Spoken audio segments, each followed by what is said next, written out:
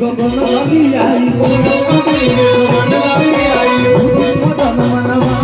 साई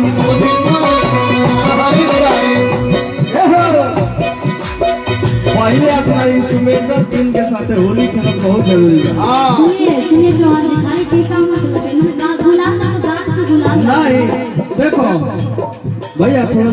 रुका अपने से बड़े भाई को हाथ पे अबीर लगाना चाहिए और छाती पे लगाना चाहिए। अपना से छोट भाई के टीका करे के चाहिए, आशीर्वाद देवे के चाहिए। हमार तो अभी 16 बरस उम्र होता है। हाँ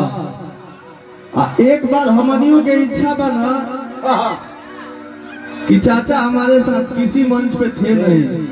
आप एक बार आ जाइए। एक बार आप आ जाइएगा जरूर हमारे साथ। आएंगे कि उड़लिया वीर गगन लगी आई मदन मनवा साई खेले रसिया जानकी हो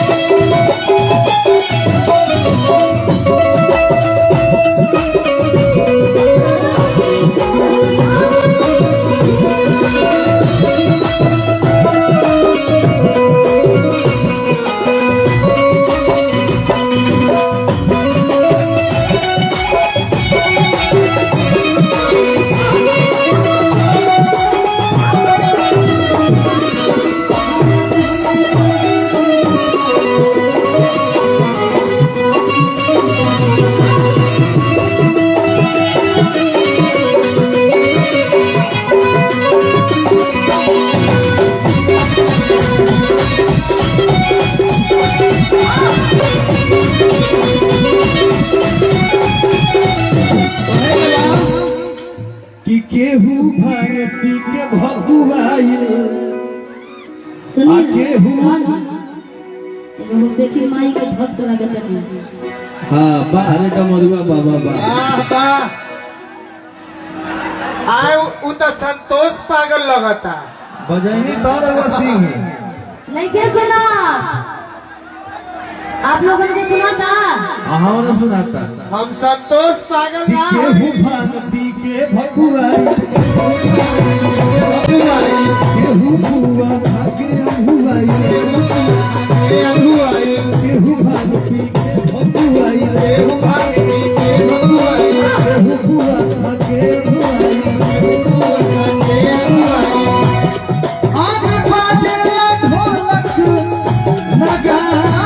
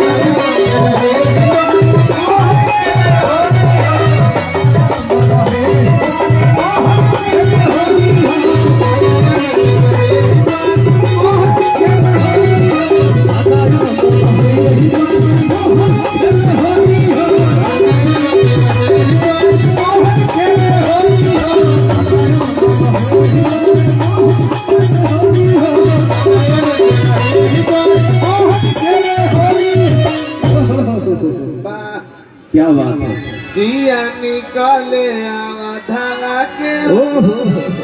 होलिया खेले राम आओ हाँ यही था होलिया खेले राम वाला कृष्ण जी यही था ना झूठे किसान खाली ओनली फॉर फगुआ के डिमांड बा हाँ उन्हें आज उन्हें होली हाँ किया जय अवध में होरी रे रसिया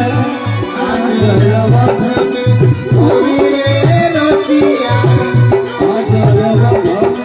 होरी रे रसिया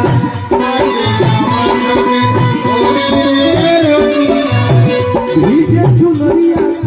कोरी रे रसिया भीजे चुनरिया कोरी रे रसिया भीजे चुनरिया कोरी रे रसिया जय अवध में होरी रे रसिया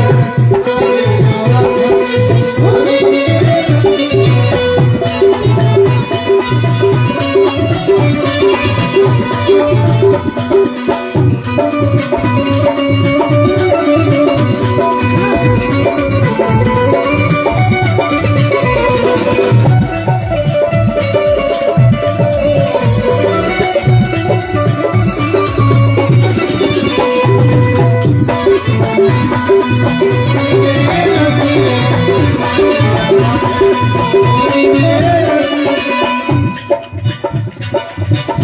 करा हाथे कोन कपी चकारी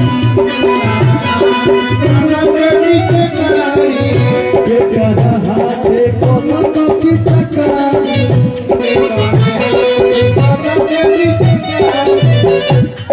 केकरा हाथे कोन कपी चकारी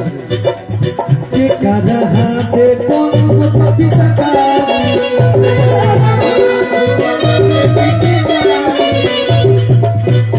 हिले आई गाना होरी रे रसिया हिले आई गाना होरी रे रसिया हिले आई गाना होरी रे रसिया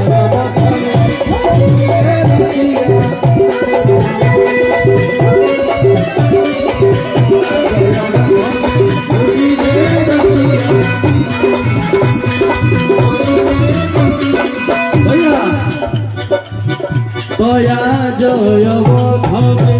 होरी रे रसिया होरी रे रसिया जय अवध में होरी रे रसिया होरी रे रसिया जय अवध में होरी रे रसिया होरी रे शिल्पी हेने के लोग का डिमांड बा कि केहू सुखा डालता केहू गिरदा देखला हम जानत नहीं मंतन जानत नहीं हो बाकी ओहू के बेरा आई एक देखा हो कहता कि चौड़ी वाला आई हो ओहू के बेरा आई अभी तो स्टार्ट होता हम ये कार्यक्रम लोग समय ध्यान दी लेकिन फरमाइश का जान है ये अभी फिल्म के कास्टिंग है अभी पूरा फिल्म बाकी बा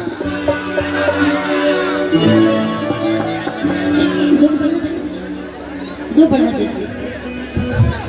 दो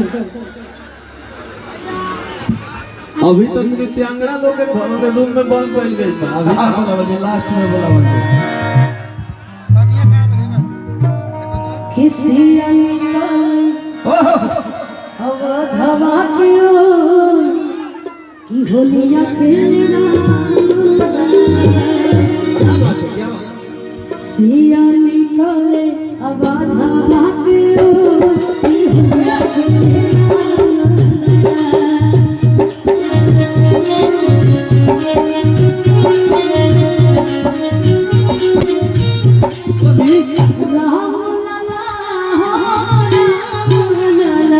एकदम उठा के आए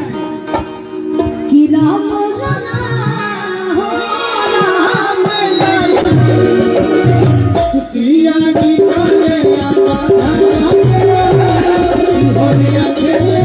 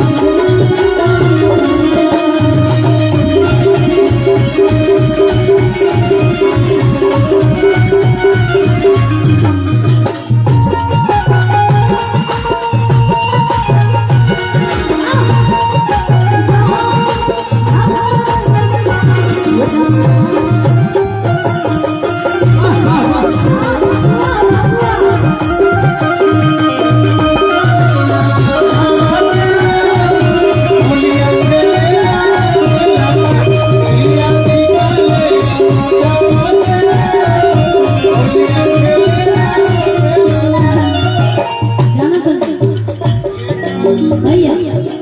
सब लोग भगवा भगवान ने होली में ये लोग सुनना चाहता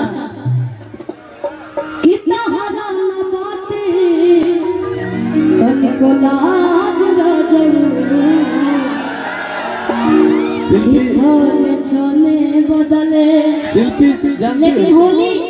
गार्जियन सब बैठे हुआ होली जानता हूँ शिल्पी, जी। जब तुम गा रही थी ना तो एक आदमी नीचे से आए और मेरे से बहुत ही उखड़े हुए शब्द में बोले कि यहाँ लोग गीत नहीं गाइए। तो मैं बोला चलिए भैया आपका जो आदेश। नहीं सब होली है तो होली के गीत होके की नहीं कहे था अरे के कर हाथ कनक पीछे